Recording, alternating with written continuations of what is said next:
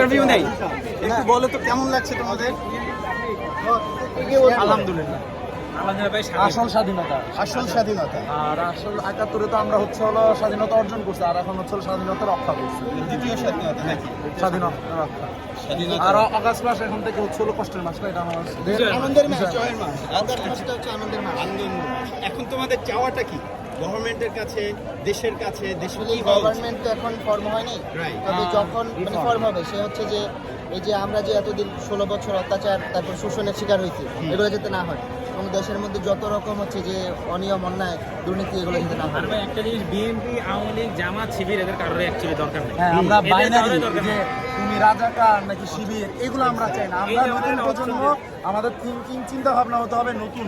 আমরা হচ্ছে হলো এই যে আমরা সবাই বলি সিঙ্গাপুর 1 নাম্বার হয়েছে, আমরা ওরকম লেভেলে আমাদের সামর্থ্য আছে, আমাদের মানুষ হচ্ছে হলো সবচেয়ে বড় সম্পদ। বাংলাদেশ হ্যাজ দ্য ট্যালেন্ট, বাংলাদেশের ট্যালেন্ট আছে। আমাদের যেমন গত 15 বছর ধরে একই কথা শুনতেছি, ডিজিটাল বাংলাদেশ হবে হবে হবে, বা স্মার্ট বাংলাদেশ করতে হবে। বাংলাদেশ কিন্তু স্মার্ট হয়েছে, বাংলাদেশ স্মার্ট হয়েছে, কিন্তু এখন আমাদের যেটা করতে হবে, উন্নত বিশ্বের সাথে তাল মিলিয়ে চলতে হবে, যেটা ক্যাপাবিলিটি আমাদের কাছে আছে। এবং বাংলাদেশের ছেলেরা ফাইবারে, আপওয়ার্কে বিভিন্ন জায়গায় যে লেভেলে চলে গেছে, এখন যদি দেশে স্ট্যাবিলিটি আসে তাহলে ইনশাল্লাহ দেশ আগাই যাবে। বর্তমান জেনারেশন এরা দুর্নীতির বিপক্ষে, দুর্নীতিটা কখনোই ওরা সাপোর্ট করে না। তো দেশ থেকে যদি এই জিনিসটা চলে যায়, দেশ এমনি উন্নত হবে। আমরা দুর্নীতির এগেইনস্টে, অনেস্টির পক্ষে। তো আমরা আমাদের মধ্যে এটা কি করতে পারি? আমাদের মধ্যে যারা আত্মীয় স্বজন আছে, যারা আছে, আমরা যারা জানি যারা ঘুষ খায়, যারা দুর্নীতি করে, যারা অন্যায় করে, আমরা সবাইকে ধিক্কার জানানো শুরু করি। আমরা সবাইকে বলি এটা হারাম ইনকাম, দিস ইজ হারাম। আর হারামের কোনো জায়গা এখন আমাদের ফ্যামিলিতে থাকতে পারে না।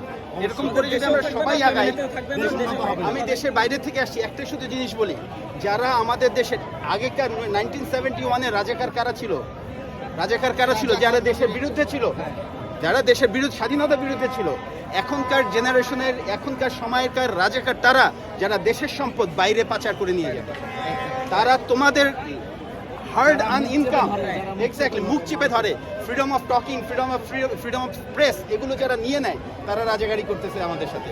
তো আল্লাহ সবাইকে একটা রিকোয়েস্ট, ইয়াং জেনারেশনের কাছে আমার, প্লিজ আস্ক ফ্রম আল্লাহ সুবহানাহু ওয়া তাআলা। এই বিজয় আল্লাহর থেকেই আসবে। এটা this is just the beginning, এটা কিন্তু শুধু এটার একটু পর পর্যন্ত বোঝা লাগবে কোথায় যায়। এই জন্য আল্লাহর সাহায্য চাওয়া, এবং তোমরা যে প্ল্যাটফর্ম থেকে আছো মুভমেন্ট করতে থাকো, ইনশাআল্লাহ আল্লাহ সাহায্য করবে। সবার কাছে, আল্লাহর কাছে আমাদের দোয়া।